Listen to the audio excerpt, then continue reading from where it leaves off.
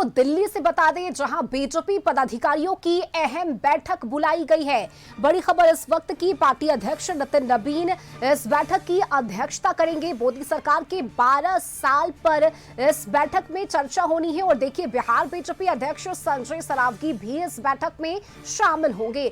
बड़ी खबर सामने आ रही है, दिल्ली से बीजेपी पदाधिकारियों की अहम बैठक बुलाई गई है और बीजेपी के राष्ट्रीय अध्यक्ष नितिन नबीन इस बैठक की अध्यक्षता करेंगे। मोदी सरकार के 12 साल पूरा होने पर इस बैठक में चर्चा की जानी है। और इस खबर पर अधिक जानकारी के साथ विशेष संवाददाता राजीव रंजन जुड़ चुके हैं। राजीव, देखिए, नितिन नबीन की अध्यक्षता में यह बैठक होनी है बीजेपी पदाधिकारियों की। क्या जानकारी और किन किन अहम मुद्दों पर इस बैठक में मंथन होना है? मोदी सरकार के 12 साल पूरे होने पर तो चर्चा होगी ही, लेकिन इसके अलावा और क्या विषय शामिल होंगे? रश्मि, देखिए, ये बैठक काफी अहम है बहुत सारे मामलों में। जैसे 12 साल पूरे होने पर केंद्रीय टीम जो है, केंद्रीय मंत्रिमंडल का टीम है, उसमें फेरबदल की संभावना व्यक्त की जा रही है। इसको लेकर के भी आज बैठक काफी अहम है।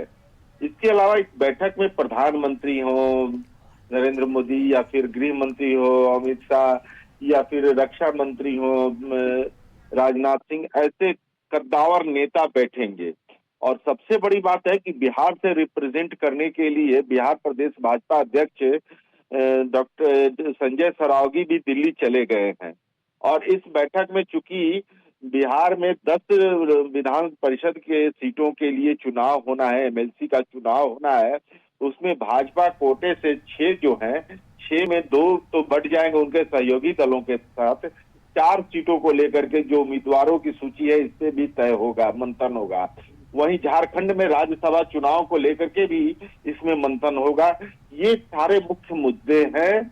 और प्लस में जो केंद्र में मंत्री हैं, उनके द्वारा किए गए कार्यों की समीक्षा भी होनी है, क्योंकि उसी आधार पर फिर से नए मंत्रिमंडल की गठन की बात हो रही है।